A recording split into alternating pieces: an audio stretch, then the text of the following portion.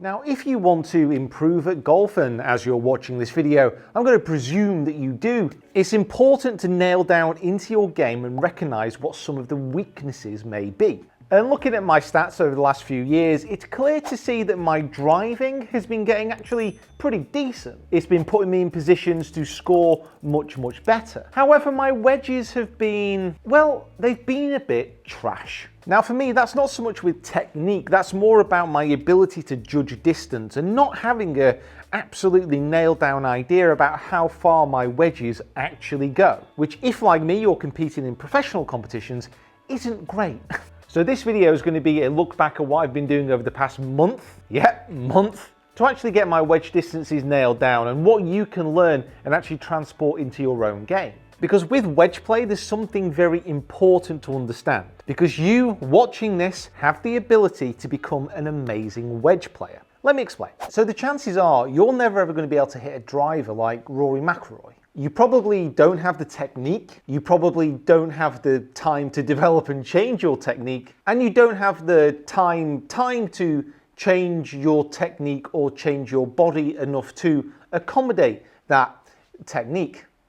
However, wedge play requires less physical power and more control, shorter, more refined movements and not complete athletic domination. And this is why you should be excited, because good wedge players can challenge anybody. If you have been playing golf for a while, or if you are new to the game, if you find someone who has an excellent short game and can pitch the ball very close, that makes up for all manner of sins off the tee. So becoming a good and competent wedge player could be a fantastic way for you to improve your golf and your scores. So in this video, we are going to be covering the types of wedges you can be looking at using, the different types of swing that you need to become a good wedge player, how to measure how far each of your clubs goes, and then how to practice and groove in these yardages. So first of all, the wedges. So since last year, I have been using these beauties. So I have these wedges in a 60-degree loft, 54 degrees of loft, 50 degrees of loft, but then I'm also using the Mizuno pitching wedge, which came in my MP20s, and this is at 46 degrees. Now I really like the SMA wedges. I love the way that they look as well. They don't actually, when they're all murdered out, they don't actually look that good on camera, but behind the ball, they look lovely,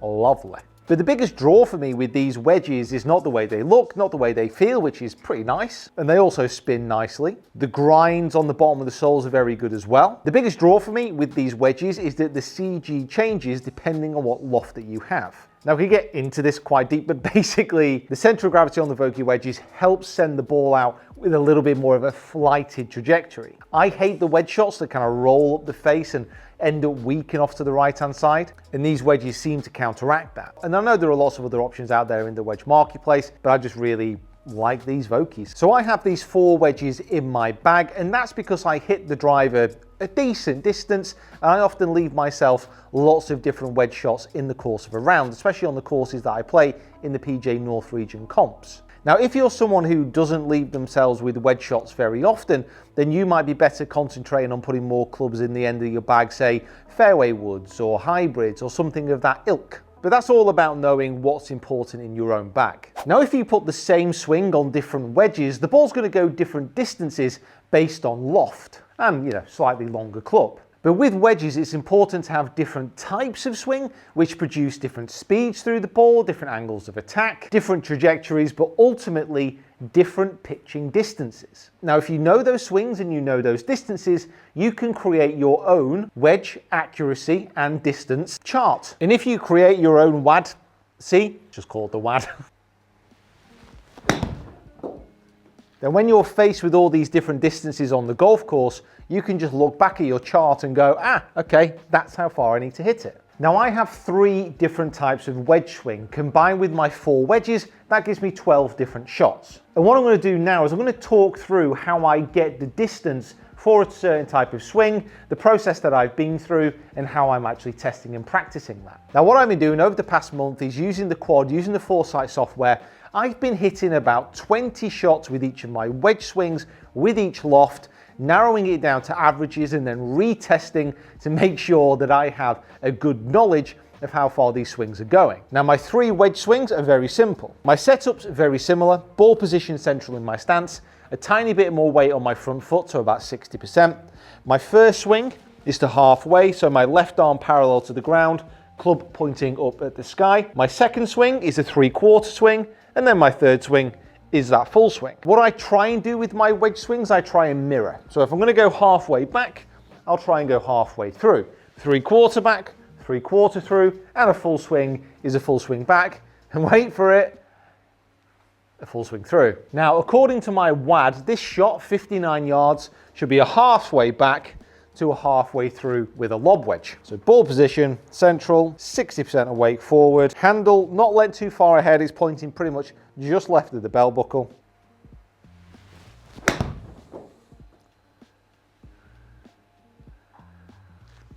Slightly short at 53, just got a little bit bottomy on that. That's a much better strike. There we go. Now what I'd be looking for here is over the 20 shots is what the average carry distance is. Because carry distance is the most important thing to measure. You're going to have to adjust and adapt to different conditions on the course. So let's say I'm playing a burnt out links and this is carrying 59 yards. The chances are it's actually going to run on. If I'm playing very soft conditions, however, it's likely to stop, maybe spin a bit. Now throughout this whole process, one of the most important things you can do here is actually film your swing. Because if you're trying to put a half swing, a 3/4 swing, a full swing on a wedge, you need the feedback to actually allow and understand what your swings look like. Because what looks to you like a half swing might actually be a 3/4 swing, or it might be less than that. Because your WAD might be a quarter swing and a half swing and a 3/4 swing. You might not do a full swing with your wedge. You might think of it as a clock face. So the left arm gets to 3 o'clock, to 10:30, to 12. However you think about this, it doesn't matter to me. All that matters to me is that you find 3 swings that you can repeat and put on different clubs. Now, just before you start commenting, I know what a lot of you are going to say, that you don't have access to a launch monitor, that this is going to be hard for you to do. Now, what I would personally do is try and find a pro with a launch monitor, try and request that you can use it for an hour and just get your basic distances down. If not, go see a professional who's got a quad who can give you those accurate distances. Invest that little bit of money and get those distances. It's going to be a lot better than guesswork. So what I then do with that data is basically take out any outliers. So the ones I don't strike well, the ones I feel that I get a little bit long in my swing, again referring back to video, and focus on the strikes and swings that I feel that I perform my best at. Unfortunately for that example, my carry distance on average has come out at 59 yards. Now bear in mind, I'm okay with a little bit of variance. So if it's flying say 61 yards or 56 yards, I'm not a perfect ball striker, I am going to have these discrepancies. But as long as I can look at a pin and go, okay, that's 59 yards away, I know my swing, I'm going to hone in on that target and just try and put the best swing I can on that particular shot, then I'll know it's got a good chance of finishing in and around the pin. Now, as mentioned, I've repeated this process with every one of those swings for every one of my wedges. And this is now my completed WAD. And I practiced those numbers again just to reconfirm the distances. And pretty much on average, that's what I'm hitting. But now I want to test it. So how can I actually train these numbers? How can I put it into a competitive environment where I'm actually not given those perfect yardages, but just in and around and in between? Well, let me show you. So what I've done here using the Quad and the Foresight software is create my own skills challenge. Now I've got 20 stations and they range from 135 all the way down to 60 yards. And only a few occasions do these yardages perfectly match what is on my WAD. So that means I have to make slight variations. I have to take into account the bounces and the spin. And it also gives me a chance just to demonstrate slightly how I can adapt with a fade or a draw to give myself a tiny bit more or less distance. Let's try and set a score on this test. I've had a few practice runs, it's been okay, but I want a good total score. If you've not seen the FSX Skills Challenges before, there's a 5-point ring in the middle, then a 3-point ring with the white one, and then a 1-point ring with the green around. Obviously, I want to get as many 5s as possible. So 100 yards to the pin on the first shot. So my pitching wedge half swing will carry 100, but my full 54 degree will carry 101. And because I want to get it spinning and stopping pretty quickly, it's going to be my 54 degree.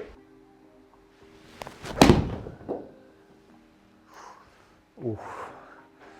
I caught that a little bit, kind of almost like coming from the inside a bit. I felt it go a little bit more. So only 3 points on the first one, 105, not my best swing. And the best thing about this type of test, I can actually look back at the data and go, well, why was this? Was the launch a little bit lower, higher? You know, what was it? So 60 yards, so 59 yards is my half. A lob wedge swing.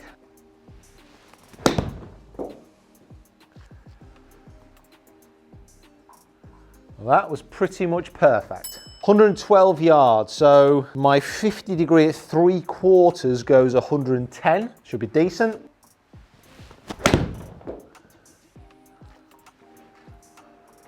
Struck that well, go. Just didn't quite give it enough, so 107, 3 yards short of ideal pitch. 130 yards. So a full pitching wedge for me is going to go 134. So what I'm going to do is actually just play a little bit of a fade here, grip slightly down the shaft, just try and take a little bit of distance off.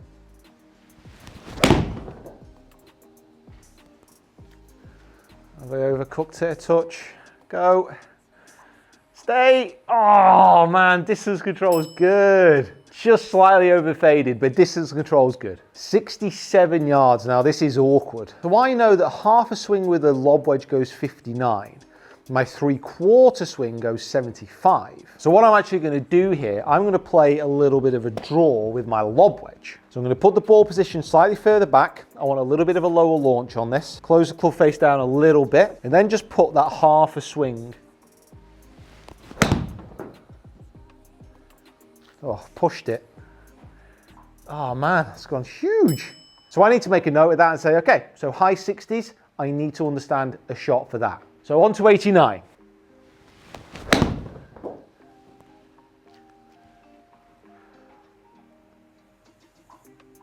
Nice. So what I'm going to do is blast through the rest of these shots. Let's see what score I can achieve. Down into those comments, let me know what you think. What are we on? 114, 3/4 pitching wedge is 110.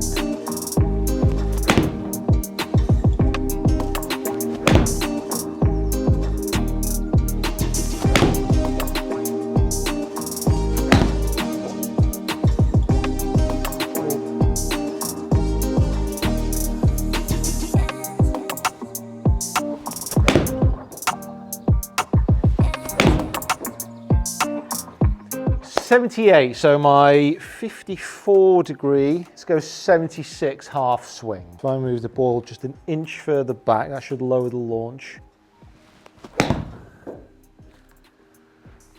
Yeah, that's okay. Decent, bit flippy. I'm not quite matching up my body turns at the moment. It's a bit handsy. The 115 to finish, full 50 degrees, 117.